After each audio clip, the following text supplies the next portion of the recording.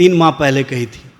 चूँकि दरभंगा एम्स की क्या स्थिति है और किस तरह से दरभंगा एम्स कार्यरत है, इसके संबंध में जनता को भी अवगत करा देते तो बेहतर रहता है। चूँकि जनता उतावली है इस बात को जानने के लिए, एक बौखलाहट है वह स्पष्ट रूप से दिख रहा है। और भारतीय जनता पार्टी जो परिवारवाद पर कटाक्ष करती है, उनको स्पष्ट करना चाहिए कि उनका जो परिवार है वो रमन्ना जैसे लोग हैं जो सेक्सुअल हरासमेंट और जो यौनाचार के मामलों में लिप्त रहते हैं, उनको भी कहीं ना कहीं पूरी तरह से क्लीन चिट देने के लिए विदेशों में भगाया जाता है, फिर उनको बुलाने का प्रयास किया जाता है। इस तरह की राजनीति, इस तरह की सोच जो भारत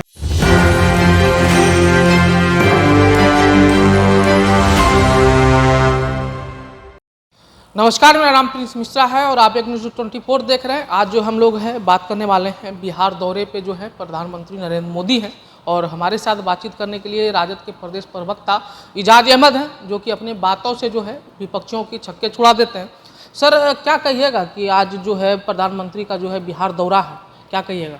देखिए, सबसे बड़ी बात तो ये है कि प्रधानमंत्री जी लगातार बिहार के दौरे पर आ रहे हैं, 5वीं बार दौरा है। और जब भी आते हैं प्रधानमंत्री जी मुद्दों की बात नहीं करते हैं, बिहार के लोगों की बात नहीं करते हैं, बिहार के हितों की बात नहीं करते हैं। और आज जो दरभंगा आ रहे हैं, प्रधानमंत्री जी को स्पष्ट करना चाहिए कि उन्होंने जो घोषणा किया था कि दरभंगा में एम्स का निर्माण हो गया है, वो जब दरभंगा आ ही रहे हैं तो उस एम्स का निरीक्षण अवश्य कर ले। जिस दरभंगा के एम्स के निर्माण के संबंध में उन्होंने अपनी बातें 3 माह पहले कही थी।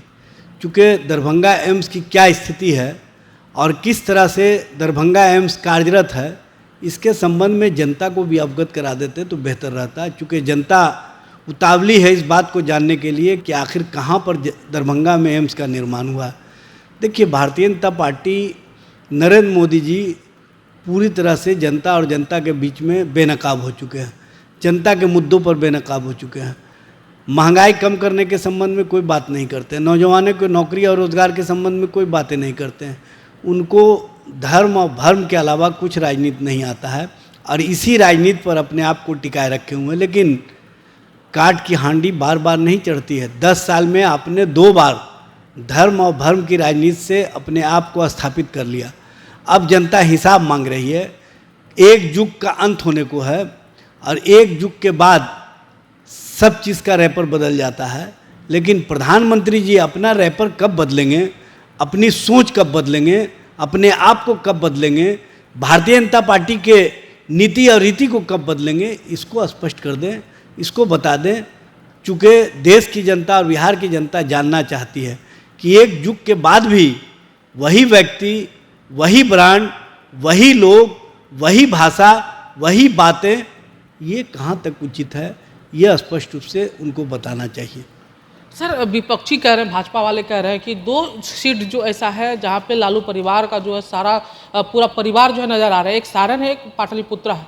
क्या सचमुच में जो है पाटलिपुत्रा और सारण के अलावे कहीं भी नज़र जो है लालू प्रसाद यादव नहीं आए, तेज प्रताप यादव नहीं आए, राबड़ी देवी नहीं आई, लेकिन बावजूद जो है सारण और पाटलिपुत्रा में सभी परिवार को देखा गया? क्या कहिएगा इस पर? देखिए, भारतीय जनता पार्टी को दिख नहीं रहा है, क्योंकि उनको पता चल गया है कि बिहार की जनता मुद्दों के आधार पर, बिहार की जनता नौकरी और रोज़गार के सवाल पर जिस तरह से तेजस्वी जी के नेतृत्व पर विश्वास करके उनके साथ खड़ी है, उसके बाद से उनके खेमे में जो बेचैनी है, बौखलाहट है, वह स्पष्ट रूप से दिख रहा है।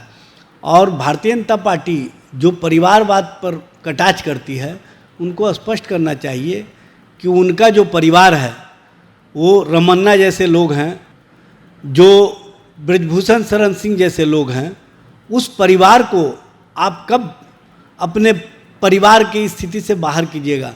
क्योंकि वो परिवार जो सेक्स स्कैंडल में लिप्त है, जो महिला खिलाड़ियों के साथ अत्याचार, यौनाचार के मामलों में लिप्त रहा है, उसी के परिवार को आप बढ़ावा दे रहे हैं, उसी के लिए प्रचार कर रहे हैं, उसी के लिए सब कुछ कर रहे हैं। ये कौन सा न्याय है महिलाओं के साथ? ये कौन सी सोच है भारतीय जनता पार्टी की महिलाओं के साथ? ये स्पष्ट करना चाहिए। भारतीय जनता पार्टी जिस तरह से जनता और जनता के उम्मीदों के खिलाफ जाकर के काम कर रही है, ये स्पष्ट रूप से दिख रहा है। और जब ब्रजभूषण शरण सिंह का इन्होंने टिकट काटा तो लोगों को उम्मीदें थी कि महिला खिलाड़ियों के साथ न्याय होगा। लेकिन ये क्या, आपने उसी परिवार के उसी के बच्चे को आखिर कौन सा उसमें गुण देखे जो आपने उसको टिकट देने का काम किया। आपने देवेगौड़ा जी के पोता को आखिर कौन सा गुण उसमें देखा कि उसके प्रचार के लिए आप गए। और पहले तो हम लोग सुनते थे कि इनके वॉशिंग मशीन में भ्रष्टाचारी और सदाचारी बनते हैं, लेकिन अब तो देख रहे हैं कि इनके वॉशिंग मशीन में जो सेक्सुअल हरासमेंट और जो यौनाचार के मामलों में लिप्त रहते हैं, उनको भी कहीं ना कहीं पूरी तरह से क्लीन चिट देने के लिए विदेशों में भगाया जाता है, फिर उनको बुलाने का प्रयास किया जाता है। इस तरह की राजनीति, इस तरह की सोच जो भारतीय जनता पार्टी डेवलप कर रही है देश की राजनीति में, ये कहीं से उचित नहीं है। और इसका देश की महिलाएं जवाब चाहती हैं तो इनके पास कोई जवाब नहीं होता। आखिरी सवाल लेते हैं। लगातार एनडीए की तरफ से कहा जा रहा है कि हम लोग जो है 400 पार कर जाएं, क्या सचमुच में अगली बार जो है एनडीए जो है 400 पार करेगी? देखिए, पहले चरण के बाद, दूसरे चरण के बाद प्रधानमंत्री जी के मुख से या भारतीय जनता पार्टी के किसी नेताओं के मुख से ये बात नहीं सुनते होंगे 400 पार। अब तो उन लोगों को ये बात पर करना पड़ रहा है विचार कि हम लोग सत्ता में आएंगे कि नहीं आएंगे, क्योंकि जनता ने मन बना लिया है हम लोगों को सत्ता से बाहर करके तड़ी पार करने का। और ये स्थिति और परिस्थिति का आकलन कहीं ना कहीं प्रधानमंत्री जी ने भी कर लिया है, गृह मंत्री जी ने भी कर लिया है, रक्षा मंत्री जी ने भी कर लिया है, और ये स्पष्ट रूप से दिख रहा है। फिलहाल इस वीडियो में इतना ही। आपकी क्या प्रतिक्रिया होगी? क्या सचमुच में जो है एनडीए जो कह रही है कि लगातार जो हम लोग 400 पार कर जाएंगे, और जो अभी आपने जो है इजाज अहमद जो कि राजद के प्रदेश प्रवक्ता हैं, इनकी बातों को सुना, क्या सचमुच में लगता है इनके बातों से लोगों पर प्रभाव डालने का जो है प्रयास किया जा रहा, जो वो प्रभाव डलेगा?